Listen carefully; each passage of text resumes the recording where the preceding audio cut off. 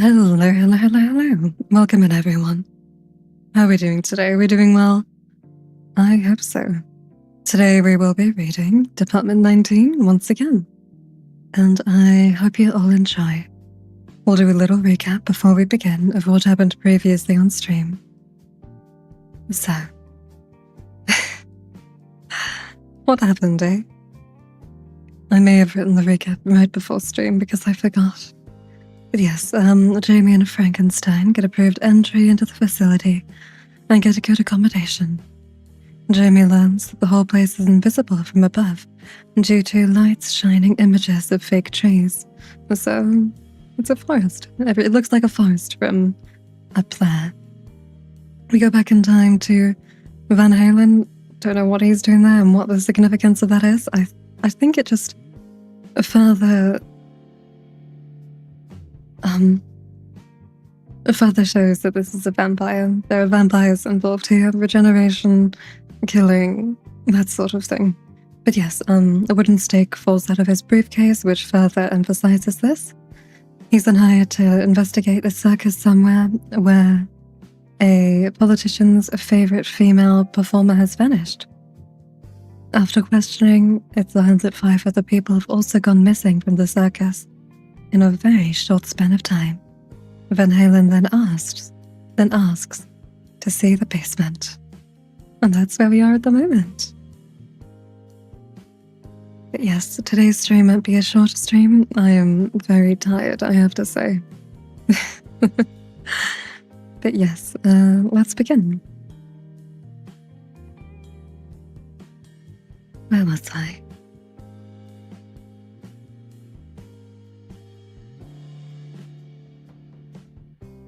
I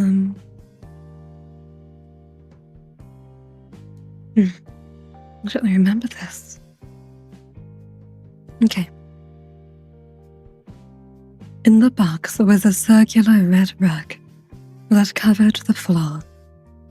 An ornate music stand holding the score for The Tempest, and nothing else. Van Helsing ordered Stoker and the valet to stand back. He reached in and gripped the edge of the red rug, and then pulled it violently out of the box. "Sir, I must protest," cried Stoker. "This is most—" "Come up here," interrupted Van Helsing, "and see if your objection still holds." Stoker and the valet stepped up into the conductor's box. In the middle of the floor was a heavy wooden trapdoor. So, no complimentary Solar book today.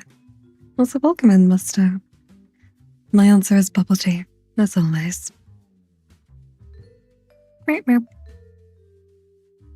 Van Helsing turned to the night manager and the valet.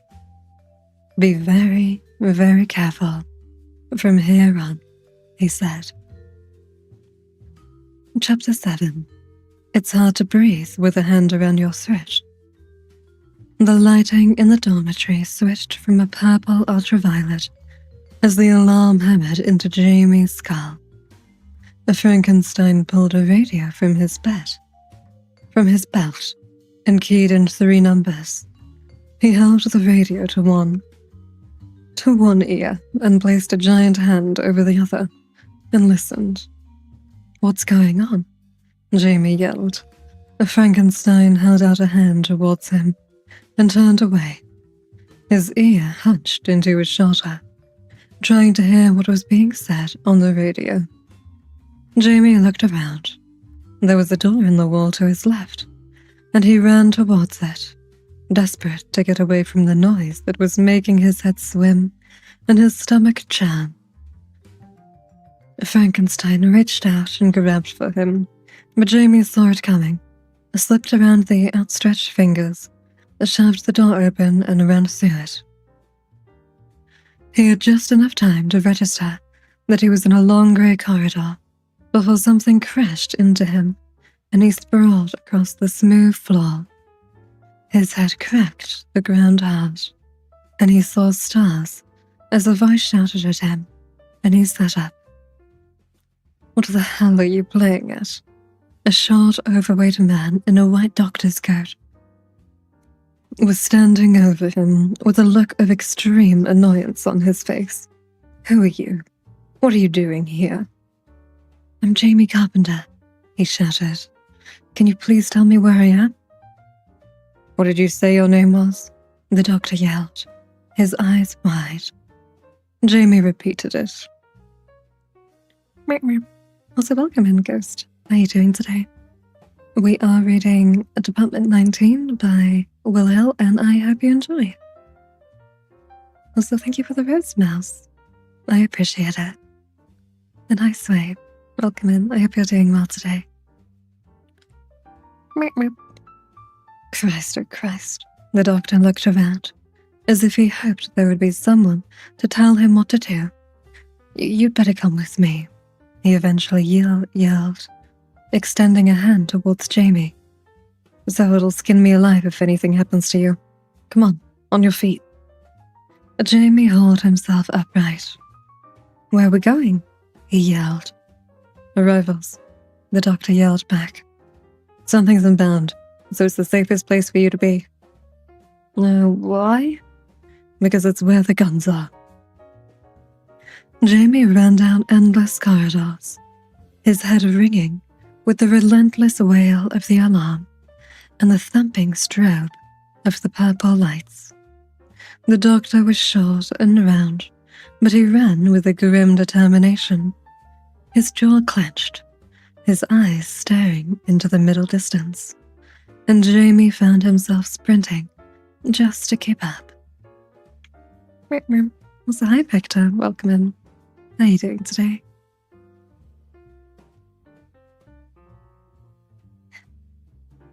The doctor finally stopped running in front of a wide lift platform.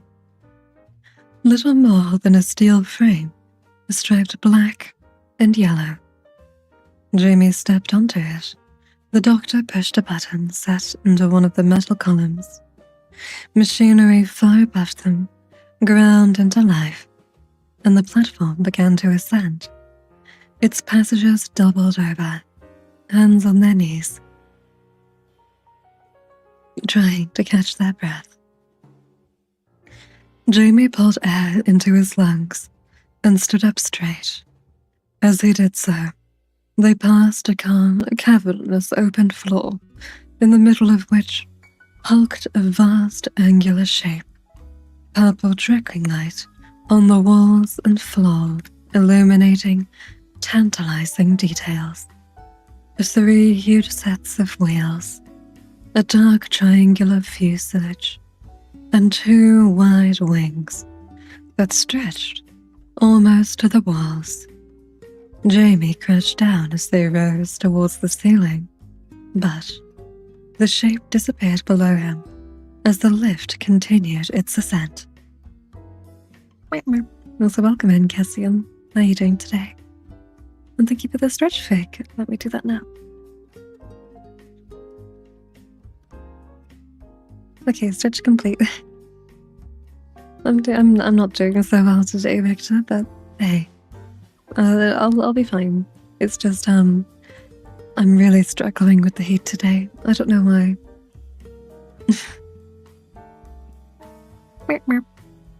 What was that? Jamie asked. Don't you worry about that, voiced the scientist in reply. You keep your eyes on this lift. Jamie looked at him, and then shrugged and turned away. Don't tell me where I can't look. Gears crunched above his head, and the lift started to slow.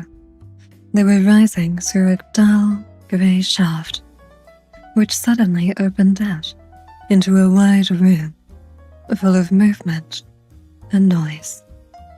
One whole side of the vast semicircular room was open onto a wide tarmac area that led out to the middle of the long, brightly lit runway.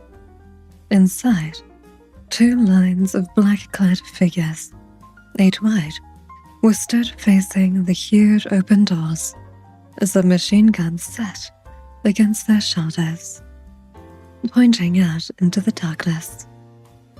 A chill ran up of Jamie's spine when he saw them. Need some ice cream? Yeah, I do. Also, I hope you feel better soon, Ganesha, and hope you have a great day as well, Cassian. You still understand them? There to eat. I get hungry, you see. So, Silver, just no.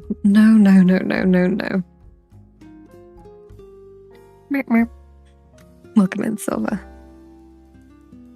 I've seen people like this before. They look like soldiers. They look like the men who... He couldn't let himself finish the thought.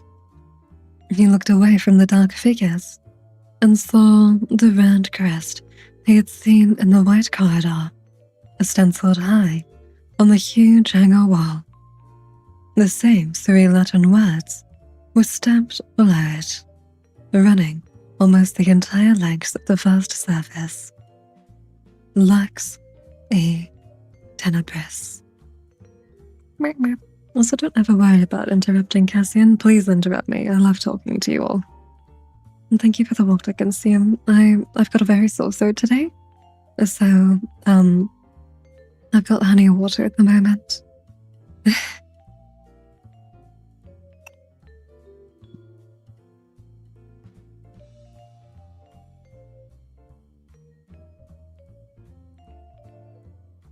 Okay, let's continue.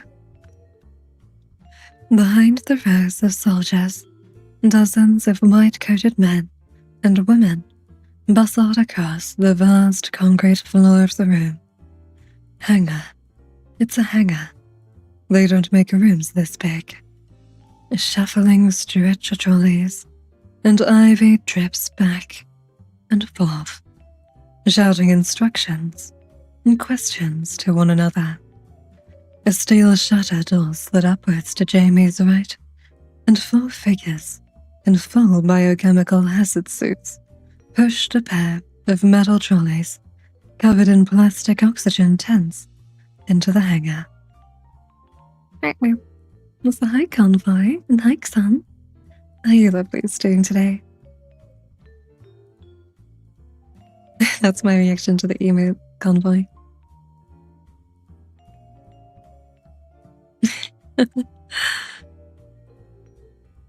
Doing good? Oh, how was back? Did it go well? I hope so. Blah. But yeah, we are just reading Department 19. I'm very much struggling today, but it is what it is. You know?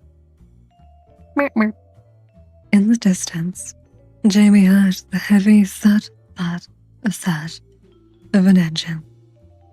Incoming, yelled one of the soldiers. How much time? Asked a tall, skeletally thin man who stood behind a portable computer array on a heavy steel trolley. Me too, convoy. If you want to, you could join the reading. We could each read a page. Would you want that? It'll be nice to read with you. That'll be fun. If you're busy today, then we can always do it another day. Just let me know if you'd be okay with it or not, and then I'll drop you messages sometimes. 90 seconds. The activity in the hangar accelerated. Doctors and scientists and soldiers running in every direction. The heels of their shoes and boots drumming on the concrete floor. A huge crash boomed out to Jamie's left, and he jumped. A heavy metal door had thumped open, slamming against the wall, with a deafening clang. Frankenstein thundered through the door, his huge head surveying the room. His eyes locked onto Jamie's. He smiled a smile with no humor in it, and came towards him. Jamie stood frozen to the spot as Frankenstein crossed the hangar in a dozen of his giant strides, grabbed him by the neck of his t-shirt, and lowered his enormous head down so that they were face to face. His mouth was set in a spirit-level straight line. His jaw clenched, deep breaths blasting out of cavernous nostrils and blowing the hair from Jamie's forehead. Welcome in, Frog. Welcome in, Vader. Welcome in, Peter. How are you lovelies doing today? You doing well?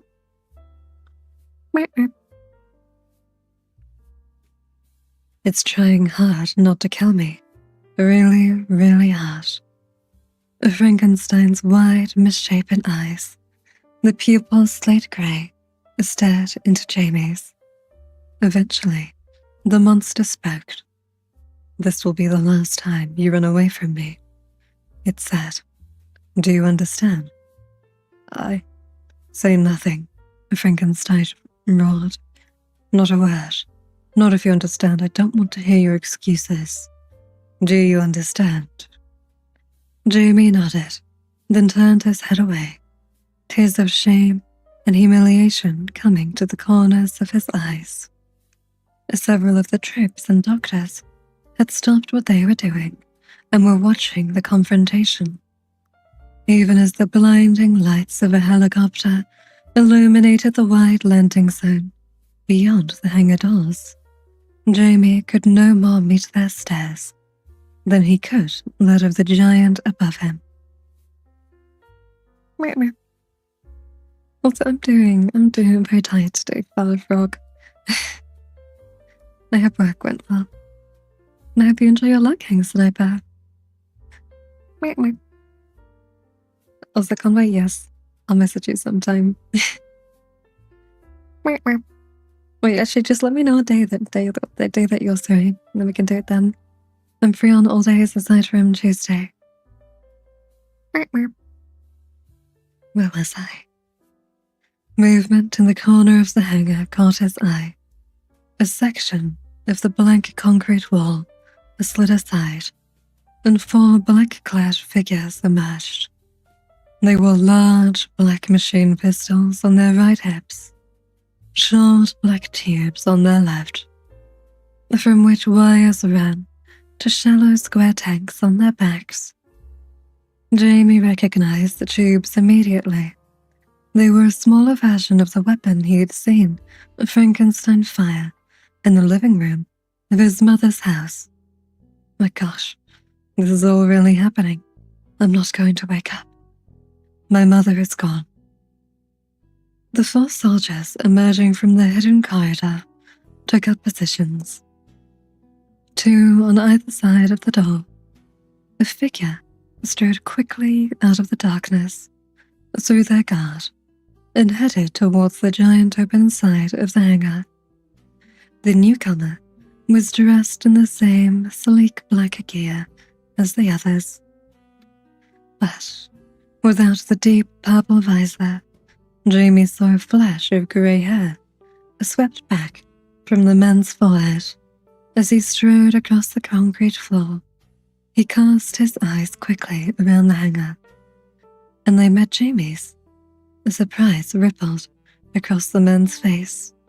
He turned to one of the soldiers and said something, then marched across the hangar towards Jamie.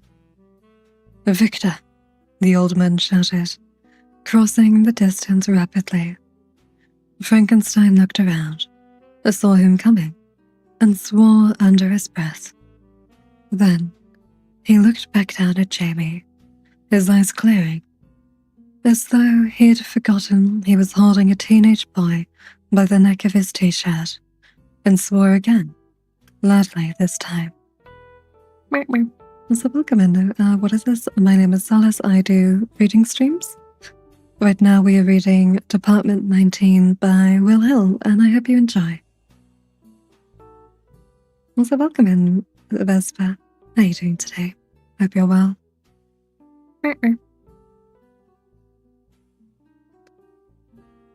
He's not really angry with me. It's something else. He looks scared. Frankenstein released Jamie and told him to stand up straight. Jamie did so, grudgingly, as the old man arrived before them. "Victor," he said again, Can you explain to me why there is a civilian teenage boy inside the most classified building in the country? I hope you can, for your sake. Frankenstein stood straight as a board, towering over both Jamie and the old man. Admiral Seward, he said, from above their heads. This is Jamie Carpenter. I pulled him out of his house as Alexandria was about to tear out his throat, sir. His mother is missing, and I don't know where else to take him. Seward did not appear to have had anything after Jamie's name. He had recoiled, visibly, when he heard it, and was now looking at the boy with a look of complete surprise. Jamie Carpenter, he said. You mean your name is Jamie Carpenter? Yes, replied Jamie. He was beyond confusion now, and when Frankenstein barked at him to say sir, he added, yes, sir, without objection. Admiral Seward was rallying, his composure returning. Victor says I got bit by a spider an hour ago and it still hurts. Well, I hope it feels better soon. Also, Vespa, I've done them many times before. I do cam streams sometimes, extra streams with my camera on. But I just prefer being a VTuber. It's more comfortable. And I just don't really I don't really think I want to do many streams with my camera because of all the things people can do with AI nowadays, but I've done lots of them in before. Also, welcome in, JS. How often do you read? On stream, I read once a day if I'm feeling well, from 6 p.m. to like maybe 6:30, half an hour normally. But I read a lot most of the day in my own time since I also have books that I read. Also, thank you for the gift, Sleeping Vespa. I appreciate it. All right, let's continue, shall we? Ordinarily, I would tell you it was a pleasure to meet you, he said to Jamie. But this is not an ordinary night, nor has it been an ordinary day by the sounds of it. And you... He trailed off, then regrouped. I would like to see you in my quarters, Mr. Carpenter. When this matter is resolved, Victor, will you escort him? Frankenstein agreed that he would, and then the helicopter landed outside the hangar doors, and everything started to happen very quickly. So welcome in, Marion. You're green? Yeah. Also, I'm very sorry, but I don't do that candy. Ich mache das nicht. Tut mir leid. Thank you for the gifts. Vespa. Meet me. Bye, Philip. How are you doing today? As its rotors began to wind down, the door slid open in the sleek metal side of the chopper, and a black-clad figure jumped down onto the concrete and waved an arm, beckoning the scientists forward. As white coats rushed across the landing area, the soldier reached up into the belly of the helicopter and helped a man in a biohazard suit down to the ground. The hood of the suit had been removed, and the arm was torn open. Blood, sickeningly bright under the yellow-white lights of the helicopter, shone through the hole. The soldier threw the man's other arm around his shoulders and half-walked, half-dragged him towards the hangar. Admiral Seward strode out to meet them, his voice loud above the rapidly declining helicopter. Report, he demanded. Sir, his pulse is weak. His leukocyte count is through the floor, sir. As the soldier gave his summary, the scientists in their biohazard suits arrived beside him, pushing a stretcher. They unwound the injured man's arm from the soldier's shoulder and lifted him onto it. Also, this does not count as a lecture class because I'm just reading a story. I think a lecture would be if I was speaking from my own knowledge and my own views, or providing educational content, but what I'm doing is just reading. So, and I'm not lecturing you all about anything, so I wouldn't say this counts. Admiral Seward turned and watched as the scientists, almost running, wheeled the stretcher back across the hangar and through a heavy metal door marked with yellow warning triangles, then turned his attention back to the helicopter, from which more figures were emerging. A second soldier and a woman in a biohazard suit leapt down from the chopper and pulled out a plastic-covered stretcher out after them, extending its wheels and rolling it towards the hangar door. Even from his vantage point at the back of the hangar, Jamie could see that the stretcher wasn't empty. There was a dark shape lying under the plastic, spotted with red. "Stand aside," Zerwood yelled, as the stretcher approached the crowd of gawping men and women. "Clear a path." He strode around in front of the stretcher and led it towards a pair of double doors directly past Jamie. He stepped forward to take a look and felt his heart lurch. Lying beneath the plastic sheeting was a teenage boy, his skin pale, his breathing so shallow it was almost non-existent. A huge wad of bandages. I'm sorry, you where was I? His skin pale, was breathing so shallow that it was almost non-existent. A huge wad of bandages pushed gruesomely deep into a wide hole in his throat. I'm sorry, but I got stickers too? Yeah, I do. Drink some water? Yeah, I'll do that now, thank you. And best of luck at the gym, frog. Welcome in, Beacon. How you doing? You drink something and we'll continue.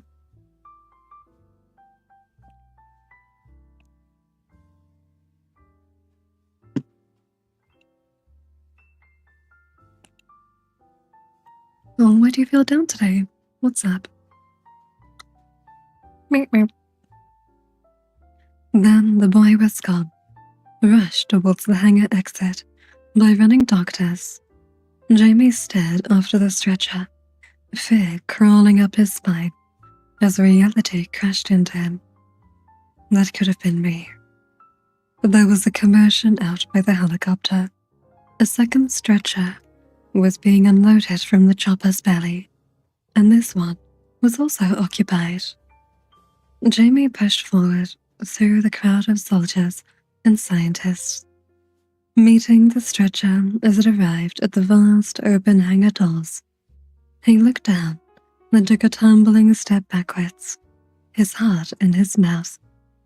Staring straight up at the distant ceiling of the hangar, her face set in a grimace of pain, was the girl from the park, the girl who had attacked him only hours earlier.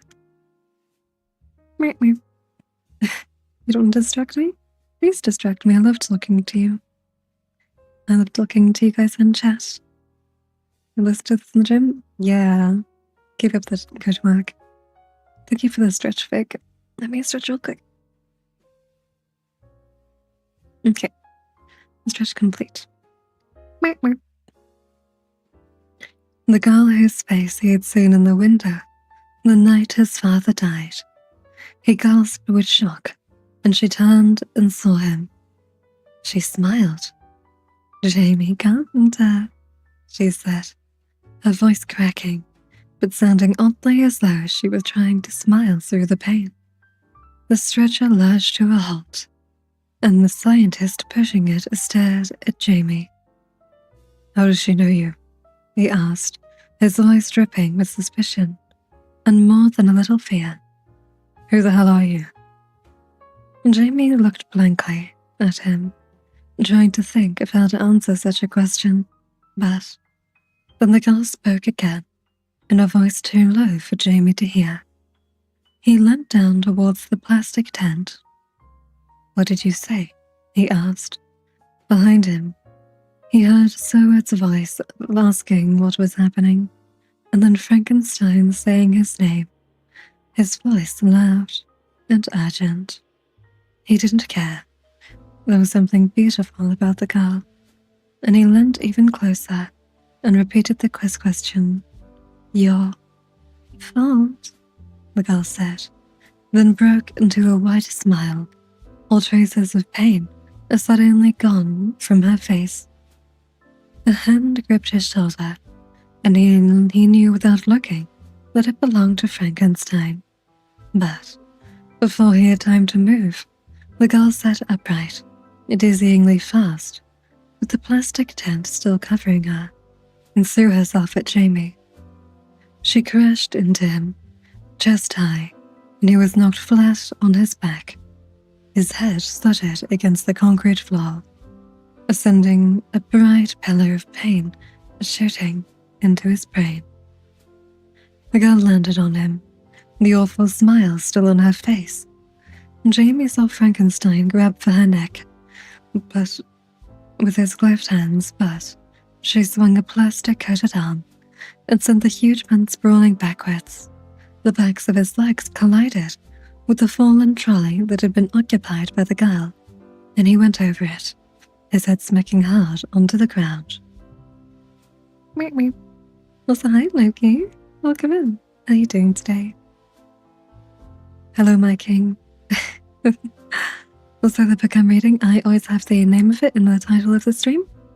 It is Department 19 by Wilhelm. Also, what do you mean, fake? I think that there's the majority of the people who are just people who like a background noise. Someone speaking while they do something else, and then the other very small percent actually read the book with me. But yeah, I really hope things feel better for you, Beacon. You take care of yourself, okay? Jamie saw this happen through a thick fog of pain, his eyes trying to close, a deafening high-pitched sound ringing through his head. The girl lunged forward, still covered in the plastic sheet, opened her mouth, then buried her face in his neck. Jamie felt the sharp points of her fangs through the plastic sheet, felt her mouth squirming with the pouches, and opened his mouth and screamed until the girl sat up, placed her hands around his throat, cutting off the air supply to his lungs. I can't breathe. She's gonna kill me. He looked up dimly at the hideous plastic-coated apparition that was killing him. The girl was bleeding again, dark red spots pattering inside of the sheet, and she was howling and screaming and tightening her grip on his neck with every passing second.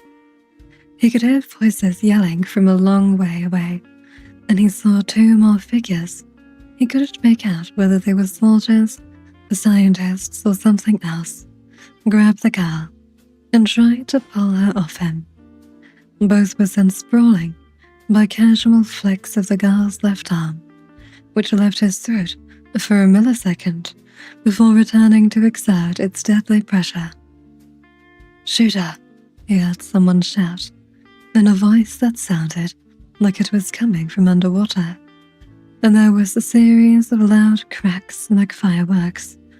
The girl backed and jolted, and the blood soaked the inside of the plastic sheet, some of it spraying through the holes the bullets had torn and landing on Jamie's face in a fine mist. But she did not release her grip. Also, Mouse, if it would help you read along, if you click on my profile and copy-paste the card link, you can join on Kick or, the green app or the purple app, and then you can see the book on screen, and that might make it easier. Also, welcome in, Rivers. I'm only going to be reading for maybe 10 minutes more because I'm very tired today. Where was I? Jamie's head was pounding, his vision darkening, his chest burning. He needed air now, or it would be too late. As he felt his eyes beginning to close, something huge flew across his narrowing field of vision. There was a loud crunching sound, and suddenly, blissfully, the pressure on his throat was gone. He opened his mouth and took a giant, terrified breath, his chest screaming, his pounding head thrown back, as oxygen breath flooded into his desperate lungs. There was an incredible commotion in the hangar above and around him, but he barely registered it as he realized with savage victorious elation that he wasn't going to die. Not now, at least.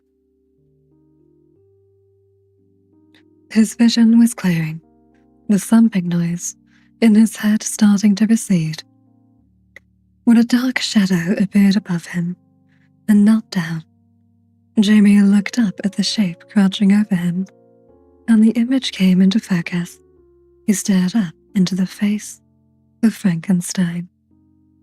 "Can you sit up?" he asked. His voice was surprisingly gentle, and Jamie nodded. "So welcome in, David. How are you doing today?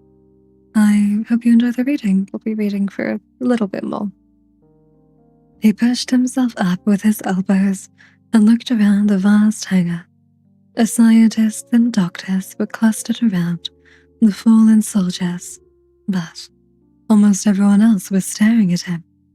Concern and fear mingled on their faces. A rush of panic shot through him. They looked for the girl that had attacked him. "Don't worry about her," Frankenstein said, as though he could read Jamie's mind. "They've got her." He pointed to the left towards the open doors. Jamie turned his head to look and smiled weakly at what he saw. Two soldiers were holding up the girl.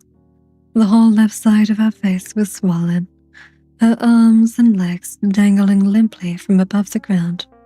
As Jamie watched, a scientist slid a hypodermic needle into her neck and pressed into the plunger, sending a bright blue liquid into her jugular vein. Two doctors picked the stretcher up from the ground, righted it, and wheeled it over to the soldiers, who lowered the girl onto it. The doctor zipped the plastic sheet back into place as Jamie stared at the figure beneath it. The girl's chest was slowly rising and falling.